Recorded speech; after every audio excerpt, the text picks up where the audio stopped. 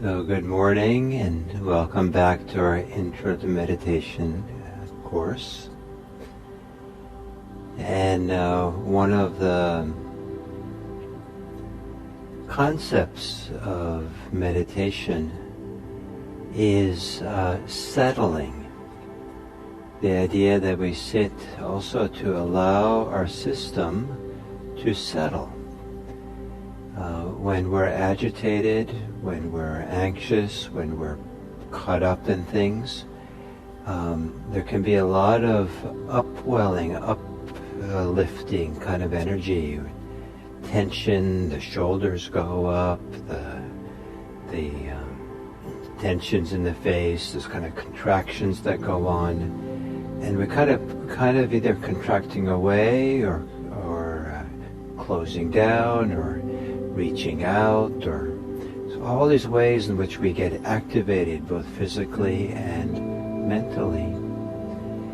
And one of the things that can happen when people sit down to close their eyes and to begin meditating or just check in is to discover what's actually going on. I think of mindfulness as being a truth teller, that we take just enough time to really check in and find out really what's going on. And sometimes what's really going on with us in terms of emotions, feelings, sensations, tensions we carry is very different than what we think is going on if we're just busy and caught up in everything and going along. And as we connect to ourselves and just sit and sit quietly, the more active the life has been, the more just sitting quietly and doing kind of nothing allows the system to settle, allows the body to relax, the shoulders to relax, it allows the mind to loosen up a little bit, the grip by which we're involved with things can lighten a little bit, and it kind of begins a natural process of letting go, a natural process of settling that our system wants to do if it's left alone. Many years ago, when my kids were young, I would take them to a kind of exploratorium or discovery museum mostly for kids, all these wonderful science things. And they would have this big bowl, I don't know how wide it was, maybe 6 foot wide, very big. And there would be marbles that you could drop off the edge of it. And you could watch the marble go down one side of the bowl and up the other side, and it would go this way and that way and change directions, and as it went along, it would lose its momentum and it would go less up the side than before, and slowly it would go slower and slower. There was a little hole about the size, a little bit bigger than the marble at the bottom of the bowl. And when it passed over that hole with a lot of momentum, it just kept going right over the hole. But when it got slow enough, it would drop through the hole and return home, in a sense, back to, that's. And so our minds are like that. We have a lot of loose marbles in our minds, and they're activated and going. They've been dropped in somehow. And if you lean over the edge of the big museum bowl and with your finger push on the marble, it just keeps giving it more momentum. It just keeps it going fast. Too fast for it to come to rest and return home in the little and dropping through the hole. And it even just misses the hole. We don't even see the place of relaxation. We don't even see the place of letting go. But as things go slower, then we have it. So what happens with our mind is we have these concerns, these activities, these emotions that come along, and we're a little bit like the kids who lean over the edge of the bowl and push it and add momentum to it. We get involved with it, we try to do things with it, we try to fix it, and oddly enough, even being bothered by something, not liking it, and wanting to get rid of it, even wanting to let go of it if we're too forceful about it, is just adding more momentum to the marbles. And one of the best things we can do to let all these loose marbles in our system to settle, to relax, to get quiet, is to not be bothered by them. Many years ago I received a teaching in my Zen practice, very simple teaching that made a big difference for me. The instruction was, don't be bothered by your thinking. And until I heard that teaching, it hadn't occurred to me that I was bothered by my thinking. Or to say it differently, that I was bothering my thinking. I thought the thinking was wrong and bad, and I didn't like it, and I thought it didn't allow me to experience the ideals of meditation, a quiet mind, a concentrated mind. And so my thinking mind would take over sometimes, and I'd be upset. And what I didn't realize is that the very idea of being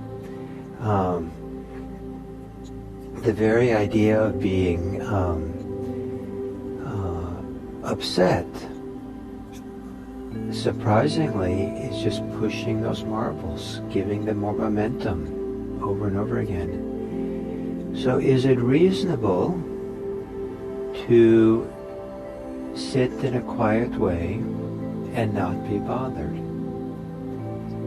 That's the art of it. That's the question. What does that mean? Or how can we do that to some degree so there can be this settling? And sometimes it doesn't require much more than just not doing anything. And that's one of the wonderful things about taking some time off to meditate, is some of the benefits come not from trying to meditate, not jumping right in and now I'm going to meditate, but the benefits come from just sitting down and not doing anything and allowing the whole system to settle. And so it can be as simple as a 3-breath journey that I've been teaching. So I'd like to ask that we do that together, that you would close your eyes in whatever posture you're in, and then attune yourself to your breathing and simply count 3 breaths in a row, 1, 2, 3, and as a way of not doing anything, to being really simple and just kind of settling in.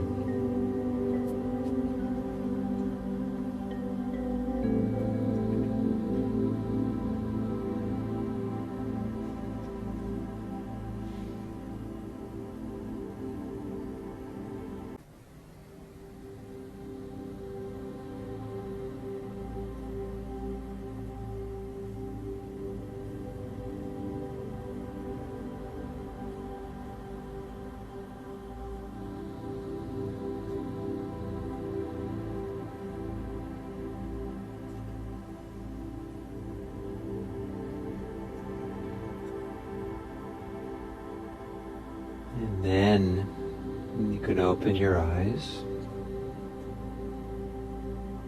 And I don't think everyone found that settling, but maybe some of you did. And those of you who didn't, it is a wonderful technique to show how quickly it is to settle or check in.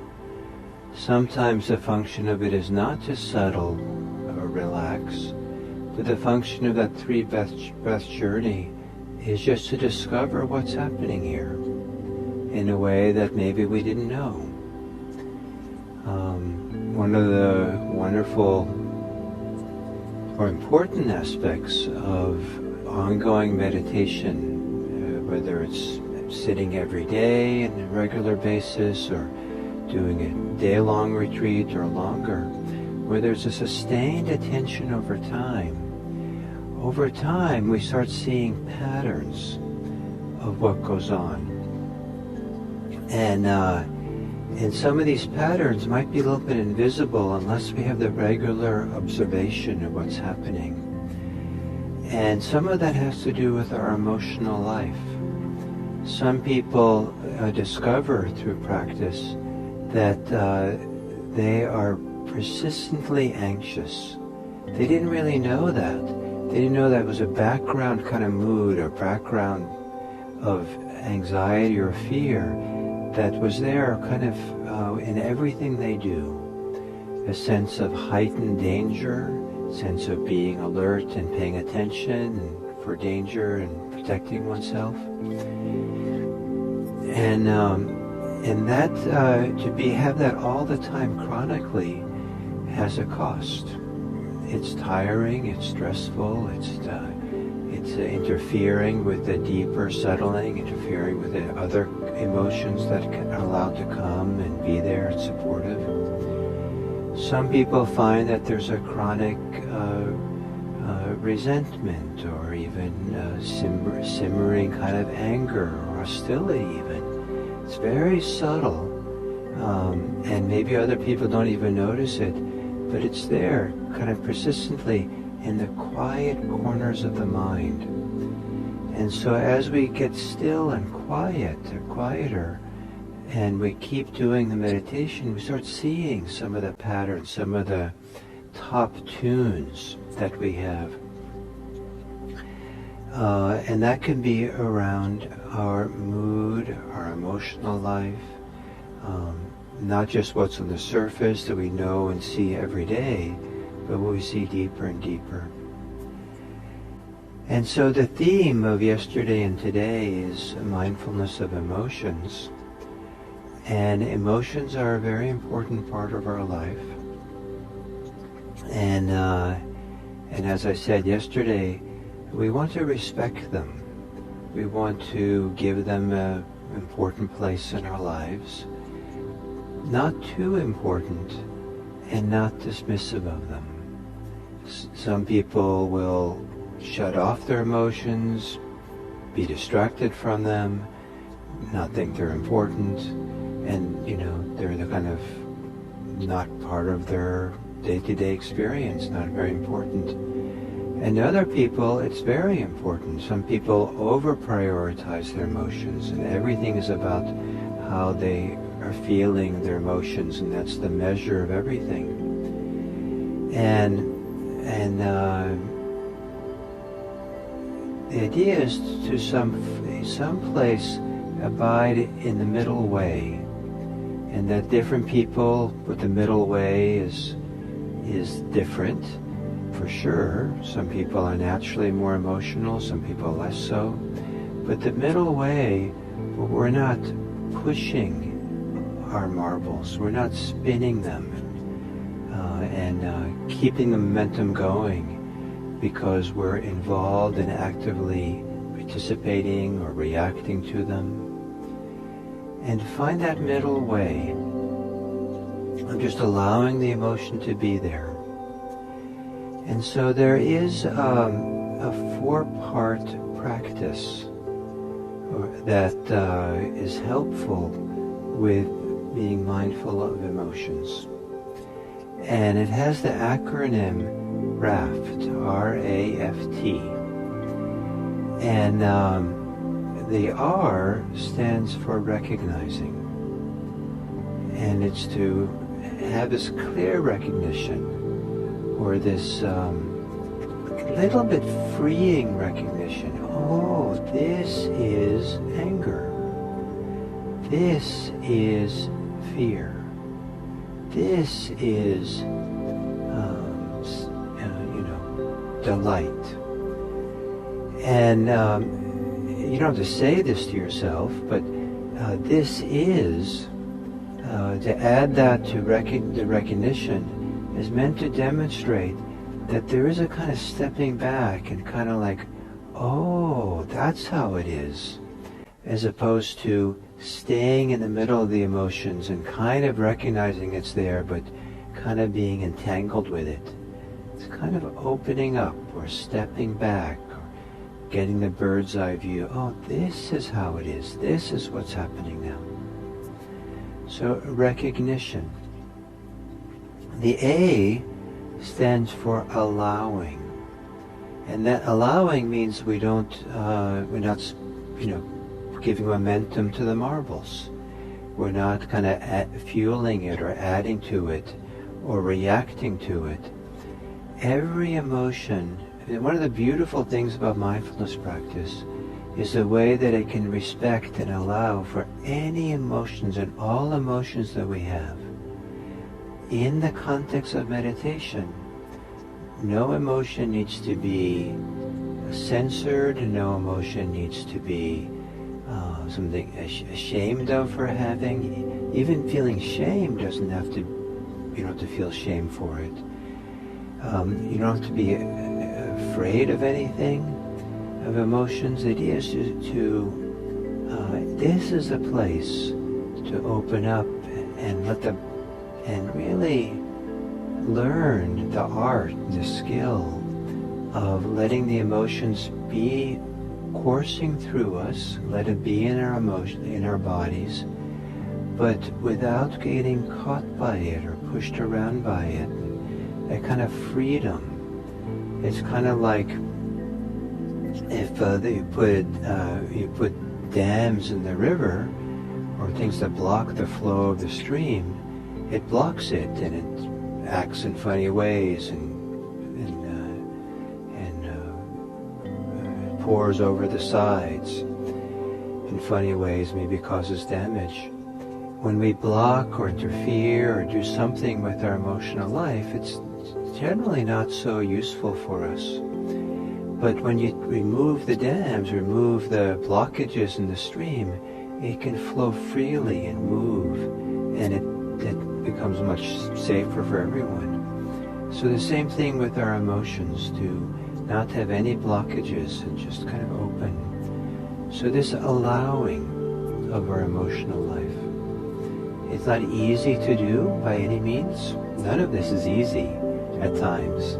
But to understand what the basic principles are of the practice, and then we're finding our way and experimenting, discovering what this means for ourselves. And then the F of RAFT stands for feel. So to feel or sense, or let yourself really notice the experience of the emotion. And in particular, that means the physical experience. How is it being experienced in the body? What's the sensations? What parts of the body are activated? And as I said yesterday, the body has a whole different relationship to our emotions than our beliefs, our thoughts, our preferences, our biases, our predictions, our imagination has. The body, if it allows the emotion to be in the body and kind of opens and relaxes and no blockage to it, and lets the energy, in a sense, of the emotion flow, lets the sensations connected, the tensions of the connected to the emotion, just kind of settle and open. It's remarkable how well the body can be the container, the support. There's a stability you can find in the body that sometimes it's hard to find in the mind around emotions. And one way to get that stability and settling is to identify what parts of the body are most activated by the particular emotion we have. The more difficult and stronger the emotion, more likely you can find the physical location where that is most activated. And then you can, but there's much more in the body. Not all of the body usually is activated by the emotion. And so it's possible to get a sense of the wider body that's a little bit more calm and settled, perhaps, that's also holding the particular place where there's maybe difficult emotions or strong emotions. So the art of feeling and practicing mindfulness of the body with emotions. And then the last part of RAFT, the T, is a little bit more complicated, and I'll try to make it simple. The T stands for teasing apart. And that means that looking and seeing that emotions are composite things, and there are different component parts of them. And so, for example, and I'll make just one example for now, that's maybe the most important thing to tease apart. And that is, there's the particular emotion we're having. And then distinct from that emotion, there's a relationship we have to it. If there's fear, there might be fear of the fear. If there's anger, there might be hostility towards the anger, or shame about the anger, or there might be justification of the anger, or there might be the relationship is the other direction, that anger is influencing us. Maybe it prompts us to blame people. There might be happiness, and we're so eager to hold on to it, and finally I have some happiness, and now I'm a good person, now I'm successful, now we have all these ideas about what this means for me, and so this relationship we have with it, the desires we have in relationship to it, the reactivity we have in relationship to it, the beliefs, the thoughts, the predictions we have in relationship to the emotion. So, what is the emotion, and how am I relating to it? And sometimes the challenges that people have with emotions are not the emotions themselves, but rather the relationship they have to it. And if they can really see that there's two different things, then there's a possibility of starting to find some freedom. So, let's do a meditation. And part of this meditation, I'll guide you through this RAFT practice. And I'll do it, in the sequence of RAFT. But it doesn't have to be in that sequence. It doesn't have to be so, linear.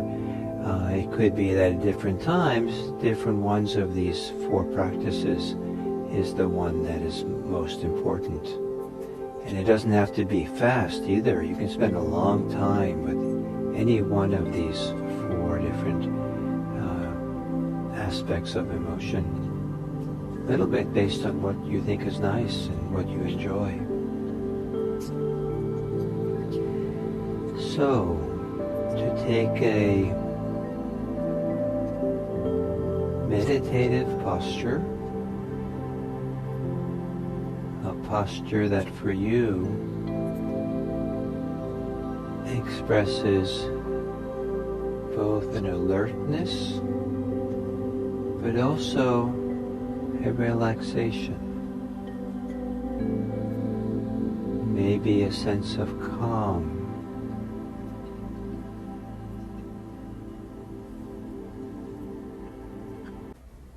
And then taking a few slow, deep breaths.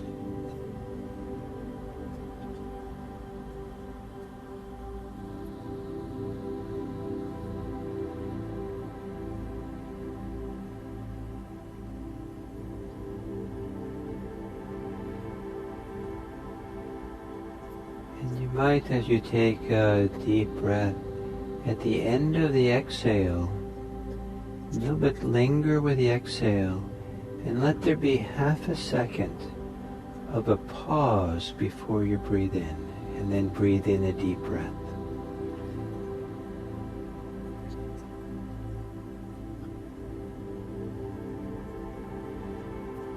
And this idea of breathing in deeply and exhaling deeply, fully, and doing the half-second pause sometimes helps center the mind. It helps let go of its preoccupations. Especially the half-second pause in the beginning. It kind of gets the mind's attention. Breathing is important. And so kind of like, okay, this is something important going on here.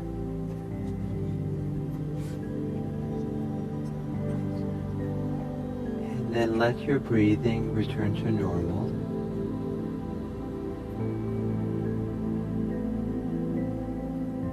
And if you feel you can do it in a gentle and caring way, with a natural breathing, at the end of the exhale, for 3 breaths, allow there to be that half-second pause.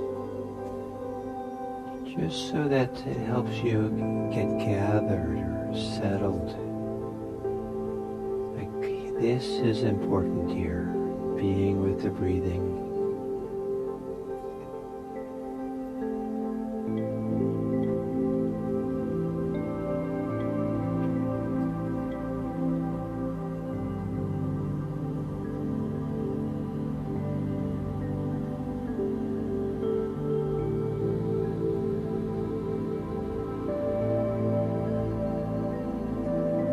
Then you can stop the half-second pause and just let yourself breathe in a normal, easy way, or whatever way it happens to be. And then you might scan through your body to feel where there might be some holding in your body that would be useful to settle. Maybe there's tension in the face, and as you exhale,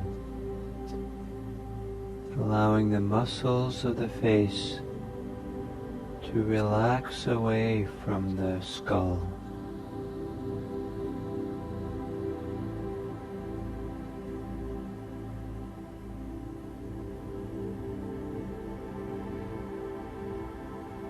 There might be tension in the shoulders.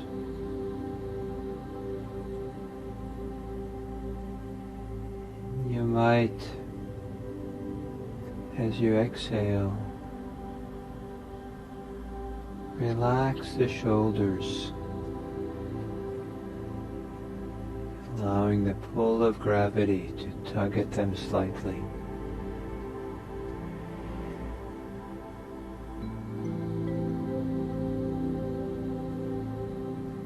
It can be useful to relax the belly.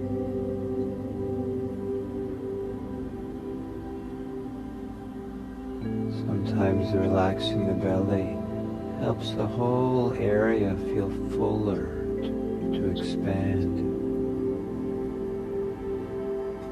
And as it does so, you might feel a greater stability or foundation for your torso.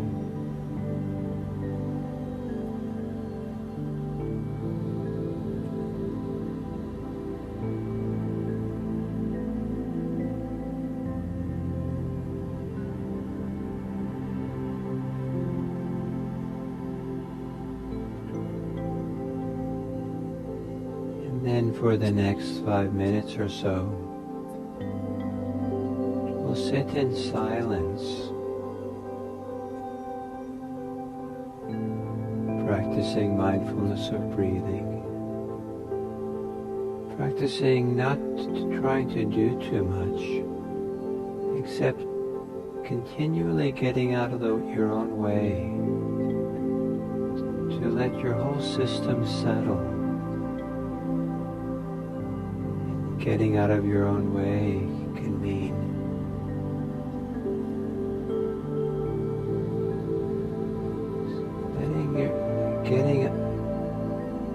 stepping away from your thinking.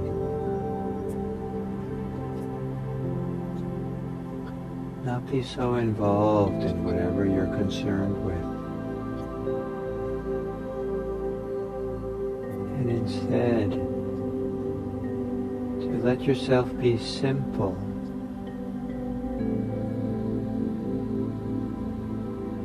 In attending to each breath as it comes and goes.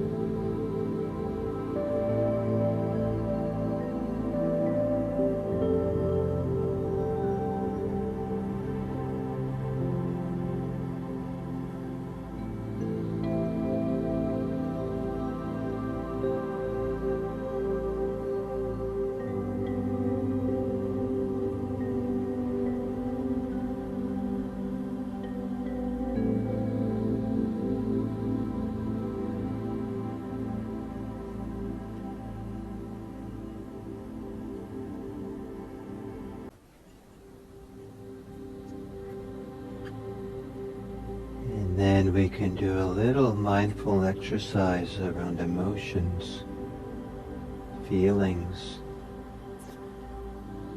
So continuing with the meditation, notice what is your general emotional state now? How are you generally feeling? Your mood, your mental state? In any way you are is allowed. Notice what it is. Or notice what the predominant mood is. And since we've been meditating for a little while, it could be that it's calm.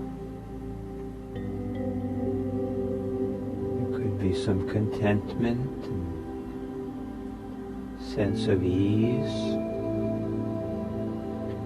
There could be anything else. It could be that you're aware of anxiety.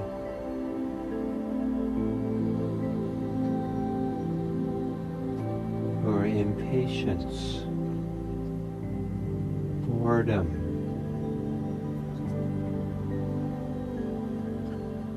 Or it could be that you're happy and relieved.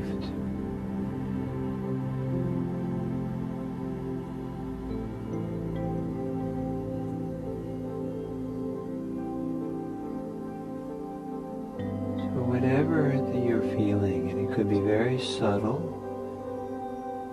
so you might not quite know, even think of it as an emotion or mental state because it's kind of quiet and subtle, or it could be loud.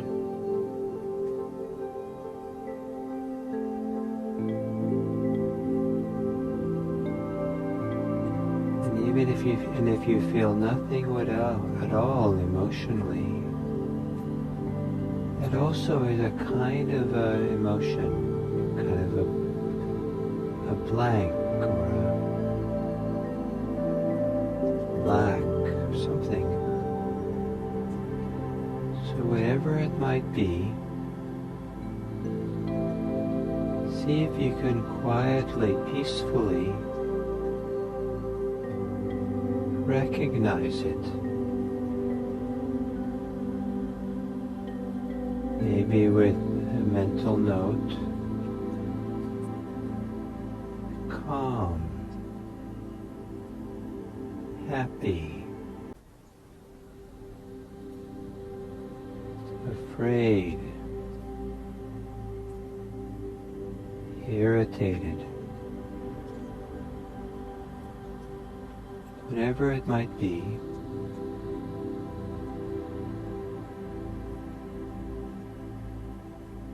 And recognize it with or without the words. This is calm. This is. As a way of kind of opening up to it or stepping back from it.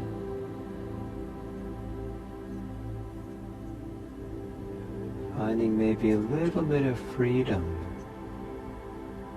from the emotion.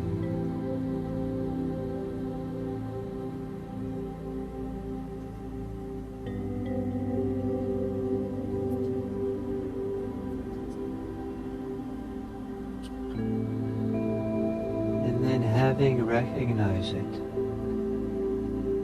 then also you can practice allowing it to be there. As if it has infinite permission to finally show itself in the light of awareness.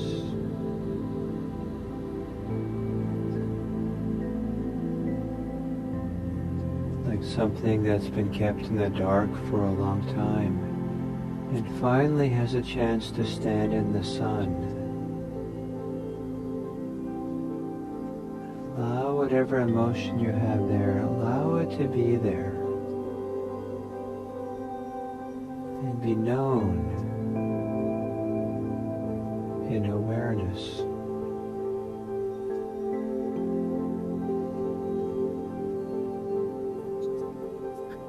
And this allowing is a matter of degrees. You don't have to do it 100%, but to do it to the degree that you can. A little bit of permission or non-reactivity. A little bit of stepping away from your preferences of what should be.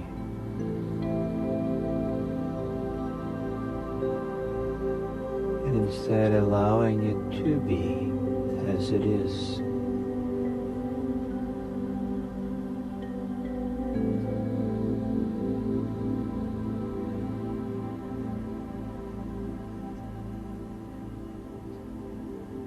To allow also means to not be in conflict, or not to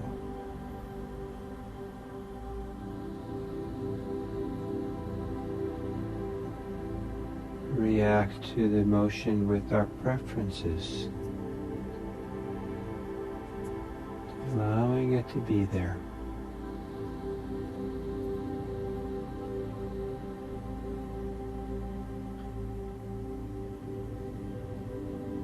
And then as you allow it, feel it in the body.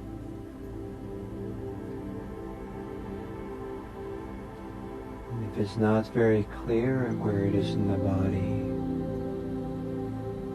you might first notice then where clearly it is not in the body. Maybe it's not in your little toe. Maybe it's not in your ankle.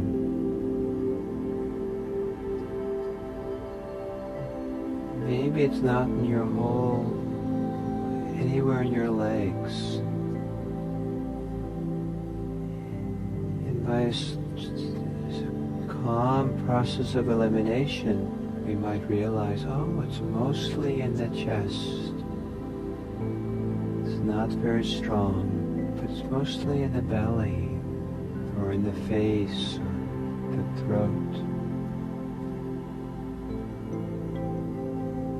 Or maybe it's very clear where it is in the body, what's activated the most. And then with the same allowing attitude,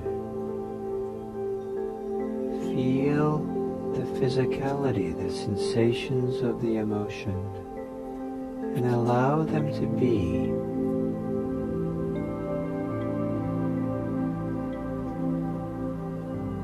No need to try to change them or do anything with them.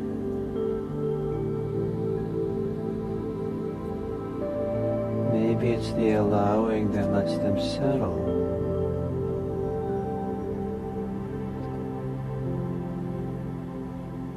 Or the allowing that lets the physical feelings change,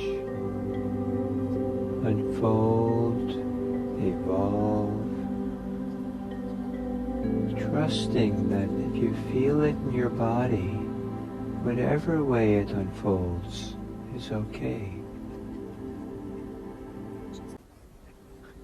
If it gets stronger, it might need some time to be stronger. If it becomes weaker, it might need to kind of dissipate and relax. And if it stays the same, it might need time just to be.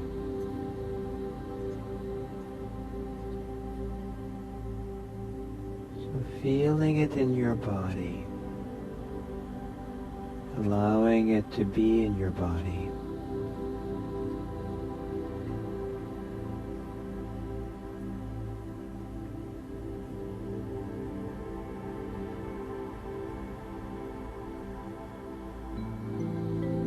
And then recognizing, if you can, your relationship to whatever emotion that's present now, whatever mood you have.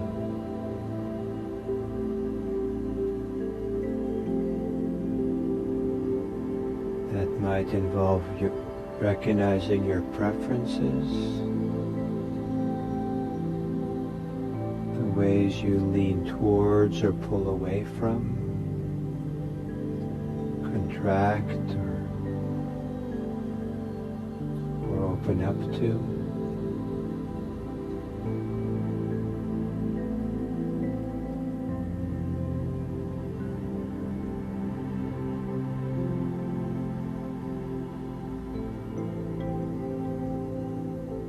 It might be that it has to do with beliefs of what is right and wrong, what should happen and shouldn't happen.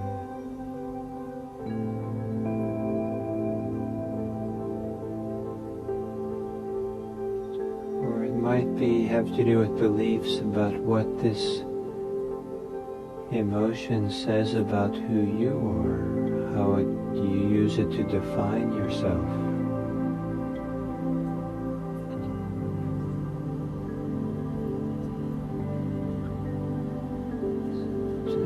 Many different kinds of ways which we relate. Liking, not liking. And if you could see if you can tease apart, distinguish between the emotion, the mood, the mind state you have, and how you're relating to it. Not to condemn any one of them, not to see any of them as wrong, but to see them as distinct.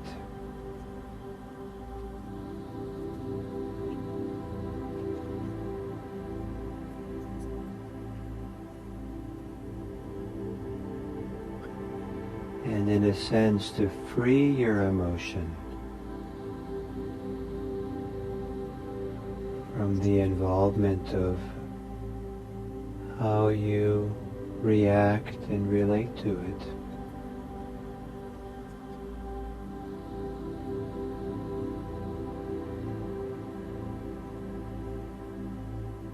It's okay to feel whatever's here.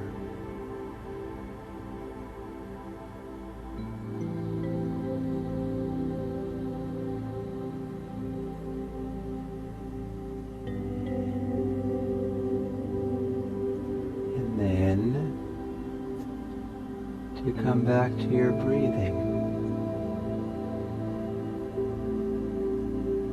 Perhaps with a sense that your breathing is in the middle of all things, in the middle of your emotional life.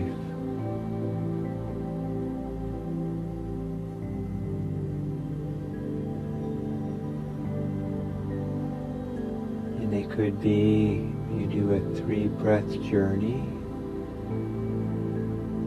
or a series of 3-breath journeys. Or it could be you just settle down into the experience of the body breathing.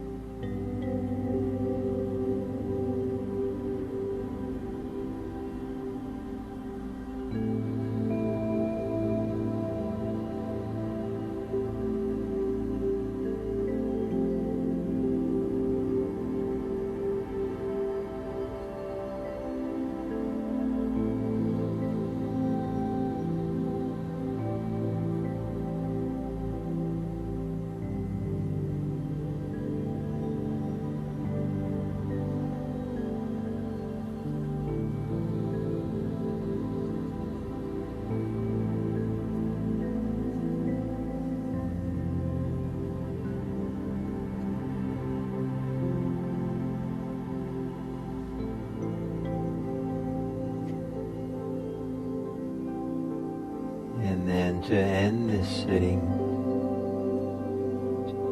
take a few bigger breaths. Perhaps by taking bigger breaths, to do it in a way that's caring for yourself. Caring breaths. And then as you prepare to open your eyes, maybe have a little bit of a caring attitude for yourself and for what's around you and for others.